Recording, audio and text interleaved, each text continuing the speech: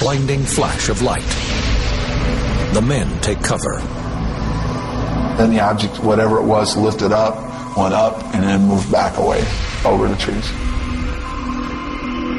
The speed of the craft leaving the area was, the best way to describe it is probably in a blink of an eye. I've never seen any craft move that fast in my entire Air Force career, and I don't think I ever will again. As the men slowly rise to their feet, their attention is drawn by another flash of light through the trees. At first they assume it is the craft, but on second glance they realize it is the Orford Ness Lighthouse, 5 miles away. Burroughs and Penniston check their radios. They're working again. It is now around 5 a.m., roughly 2 hours since they first spotted the mysterious lights in the woods. They contact the CSC, and their commander orders them to rendezvous with a security team back at the East Gate. So we were like, what are we going to say? We can't explain what we saw. We can't explain what just happened. Later that morning, the men are brought in for debriefing. Penniston is reluctant to divulge everything he witnessed. It was not a good career move to report exactly what we seen. I went into the shift commander's office with Burroughs, and we gave a sanitized briefing of what happened that night. After the debriefing, Penniston says the shift commander issues him a thinly veiled warning. Gentlemen, he says, Project Blue Book ended in 1969, and sometimes things are best left alone. Project Blue Book was the code name for the U.S. Air Force's controversial UFO investigation unit. During the course of our investigation... Before it was disbanded, its goal was to determine if UFOs were a potential threat to national security. Despite his commander's warning, Sergeant Penniston can't put the strange encounter out of his mind. I got back to my house and I couldn't go to sleep. I'd probably sat around the house for maybe 2 or 3 hours. And finally I said, well, I got to go back out there. He returns to the site with some plaster of Paris. His plan? To make casts of any indentations left by the craft. I wasn't going to leave there until I had answers. I wanted something tangible. He spots 3 round impressions in a symmetrical pattern on the ground. They are a few inches deep and roughly 10 feet apart. They measured exactly the same distance apart, each of the pods, approximately 2 to 3 inches thick. These are the casts made by Penniston the morning after his sighting. He believes they show the marks left by the craft when it landed on the forest floor. He decides not to show them to his superiors. Along with his notes and roll of film, the sergeant now has the 3 plaster molds to help back up his story. But Penniston's physical evidence doesn't solve the mystery of Rendlesham. Just 2 nights later, the UFO returns. And this time, the deputy base commander makes a chilling record of his own encounter. Now we're observing what appears to be a beam coming down to the ground. This is unreal. Late December, 1980. Sightings of a mysterious craft at the Woodbridge Bentwaters NATO complex in Suffolk, England, have put many airmen on edge. The strange encounters began the night of the 25th, when airmen reported seeing unusual lights. By the early morning hours of the 26th, 2 men claimed to have come within a few feet of a landed craft in the neighboring forest. It's now the evening of the 27th. 40-year-old Deputy Base Commander Lieutenant Colonel Charles Holt attends a holiday party at the Officers Club. His celebration is cut short when one of his men arrives looking distressed. He showed up just white as a sheet. And he wasn't the type of person to get too excited too easily. He was a former Marine. He said, "It's back." We looked at each other and said, "What's back?" He said, "The UFO." After 2 nights of disturbing stories, Holt decides to investigate for himself.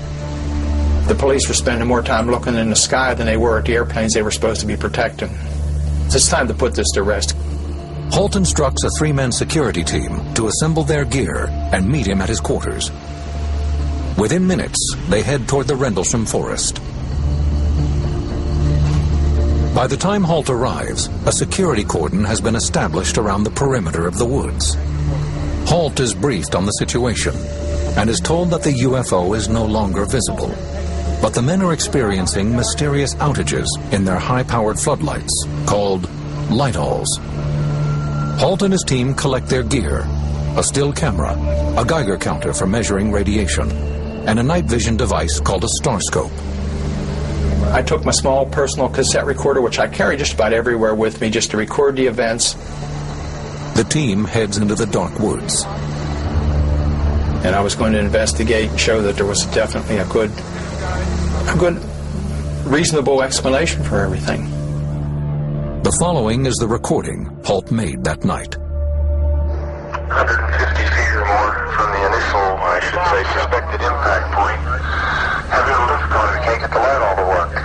It seems to be some kind of mechanical problem. Along with the malfunctioning light-alls, Holt's team encounters the same radio interference experienced by Burroughs and Peniston 2 nights prior. They are walking through the area where Burroughs and Peniston reported seeing the unidentified craft, when Holt notices gashes in the bark of several trees. It looks as if they have been struck by a large object. Holt orders one of his men to take photographs. He took pictures of the indentations of the trees and everything. He was taking snap, snap, snap all the time. The Geiger counter begins registering high levels of radiation, but only in the areas surrounding the alleged landing site. You're getting readings on the tree you're taking samples from on the side facing the suspected landing site? 4 clicks max. Up to 4. Interesting. That's right where you're taking the sample now. 4. That's the strongest point on the tree? Yes, sir. Have you got to the back? There's no clicks whatsoever. Suddenly, the dark woods are alive with sound. We're hearing very strange sounds out of the farmers' barnyard animals. It's very, very active, making an awful lot of noise. All the animals in the forest were acting up, making a lot of noise. And the barnyard animals from the farm, which was on the adjacent side of the particular location, were also acting up. One of his men points out a glowing light in the distance. With his tape recorder rolling, Holt documents every moment of this encounter. You just saw a light there. Wait, I'm going to slow down. Where? Right at this position here, straight ahead, in between the tree. There it is again. Watch, straight ahead off my flash right there. There it is. Hey, I see it too. What is it? Don't know, sir. We saw this bright red glowing object. It looked like an eye. It's the best way I can describe it. It was bright red, had a dark center, and appeared like as though it were winking. We're about 150 or 200 yards from the site. Everything else is just deathly calm. There is no doubt about it. There's some type of strange flashing red light ahead. It's yellow. I saw a yellow tinge in it too. Weird. It appears to be maybe moving a little bit this way. Yes, it's brighter than it has been. Yellow. It's coming this way. It is definitely coming this way. It was moving through the trees, horizontally, but also traveling vertically. In other words, it was zigzagging through the trees and dripping what appeared to be, the best way I can describe it, as molten metal. Holt and his men pursue the object into a nearby field. As we approached, it receded. It went away from us. It went out into the farmer's field.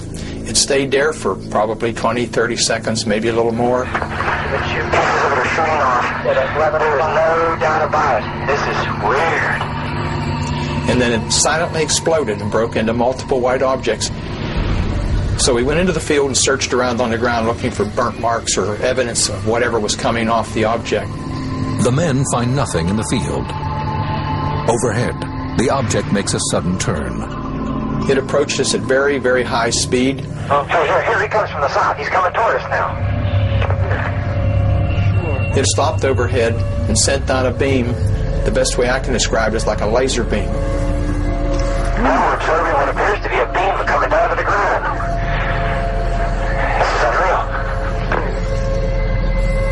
It was a steady, constant beam as far as the diameter. It fell at our feet, and we all just were in awe. And I thought, was it trying to signal? Is it trying to warn us? Is it threatening us? And just as suddenly as it appeared, the light went click and was off.